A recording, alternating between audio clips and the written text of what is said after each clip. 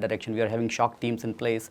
So this gives a more objective evidence as to what the patient, where the patient stands and what is the next course of action. So what is your suggestion to countries which are now implementing their shock programs, how they can do better?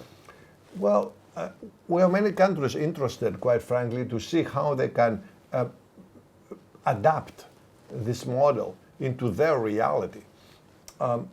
And Sky, at the society level, is very, very willing and has already been engaged with several of those countries, and the doctors obviously are international fellows of Sky, let's say, who are the leaders in those societies, to see how the realities of every country can be assessed and how this Sky classification and the whole management of the shock team can be modified in order to adapt to the reality of practicing interventional cardiology in the specific area. So I would say here, I can be an expert in my own hospital, in my own system, but this by no means indicates that I know what's happening in India. Even in many areas of India may be very different of how the shock patients are handled, which hospitals have or have not a shock team, and how the communication works, who runs the ICU and the emergency department and the cardiac unit. Is it the same people perhaps, maybe not?